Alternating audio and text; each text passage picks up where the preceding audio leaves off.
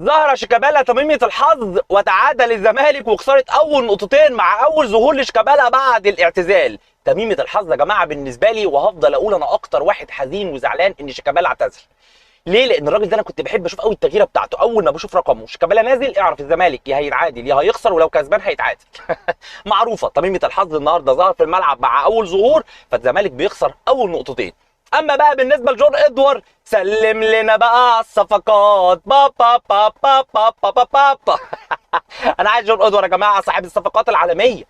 الواد جايب شويه عيال رهيبه. عدي الدباغ المهاجم العالمي السفاح اللي هينافس هالاند، ولا بقى ادهم كايد بقى الحته الفلسطيني اللي مفيش منها اتنين يا جماعه في وسط الملعب، ولا لما الواد معالي بقى.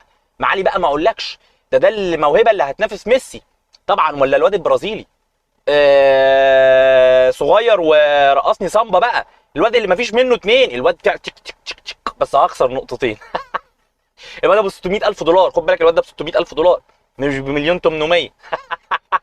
لان سمكري وفني الصفقات، عبقري الصفقات جون ادوار يا جماعه. صفقات الزمالك هو ده مستوى الزمالك الحقيقي، ده المستوى اللي احنا شفناه النهارده مع مين؟ مع المقاولين، مع كامل احترامنا الجميع، الصاعد للدوري الممتاز المصري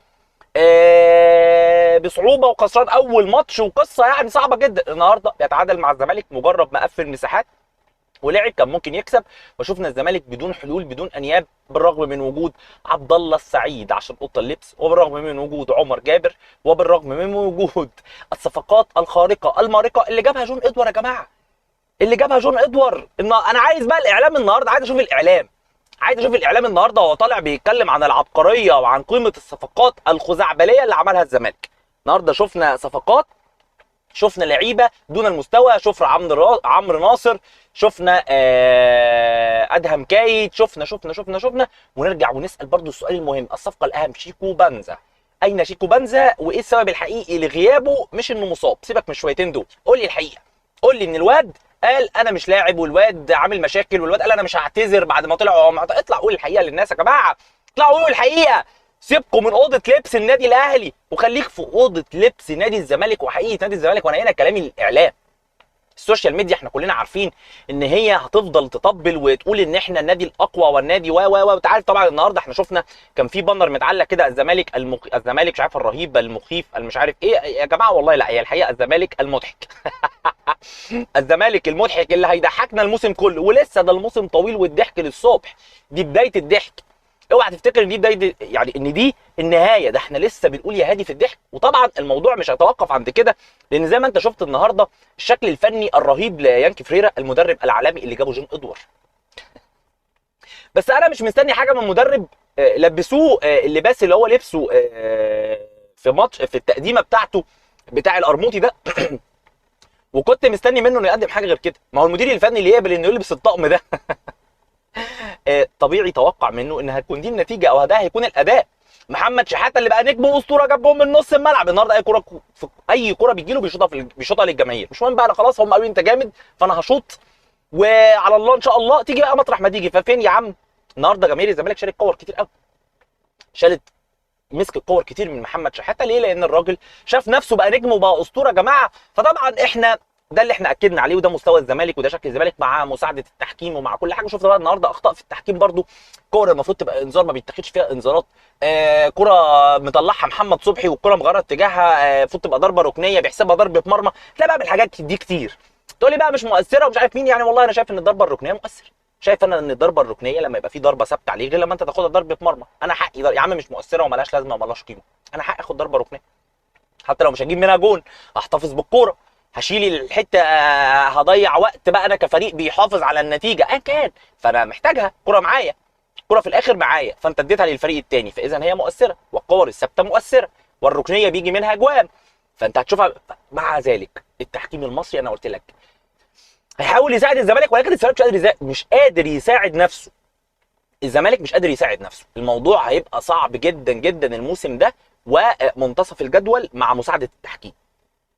التحكيم هيضغط انه يحطه في المربع الذهبي، هيضغط على ده وهيلجم الناحيه الثانيه وهيلجم الاهلي وهيلجم بيراميدز، هيعمل ده هيعمل ده.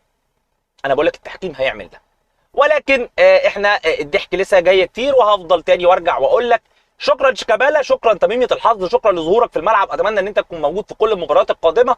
شكرا جون ادوار على سلم لنا بقى على الصفقات تا تا. والله العظيم يا جماعه الماتش الاولاني انا كنت فاكر ان الزمالك خلاص كسب الدوري. يعني قلت الزمالك كسب الدوري، كسبوا 2-0 سيراميكا، مع ان الكوره المفروض كان يطرد دونجا لا لا، كل ده مش مهم بقى. احنا كسبنا 2-0 يا جماعه، احنا خدنا الدوري والاهلي وصفقاته ونجوم وتعادلوا. قصه احنا اجمد لعيبه، احنا صفقات من ام بلاش. ونضحك نقول للناس ان هم ب 600,000 دولار وهم بمليون 800 ومالكوش فيه.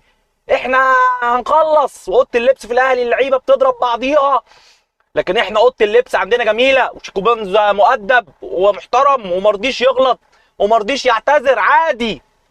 فكانت النتيجه اللي احنا شفناها النهارده، ولسه انا بقول لك اهو.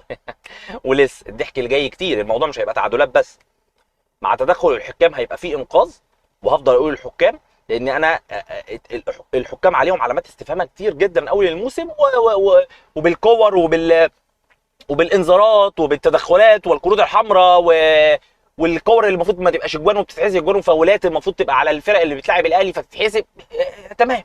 انا هفضل ماشي معاكم، وبفضل اقول ل مجلس اداره النادي الاهلي بنتكلم عن التحكيم من الاسبوع الاول والثاني بوقائع واخطاء واضحه وصريحه. اتمنى تدخلكم، ما نصبرش للموسم للاسف للدور للاسبوع العاشر وال12 ونطلع نعمل بقى بيانات ونقول اصل احنا مش رايحين الملعب ونعمل شويتين اللي احنا بنعملهم اللي هم مش بتوعنا دول، واللي احنا مشينا وراكم فيهم مره وما كانوش صح.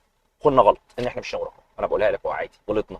انا غلطت لاني مشيت ورا مجلس اداره ما كانش عارف هو بيعمل ايه، وكان موصل لي ان هو عارف هو بيعمل ايه، للاسف ما كانش عارف هو بيعمل ايه في قرار خاطئ. فمش عايزين نروح للحته دي، فبعد اذنكم. اما بالنسبه لجمهور الزمالك، سلم لنا بقى على الصفقات، وشكرا شيكابالا، وشكرا جون ادوار على الصفقات العالميه الخارقه المارقه.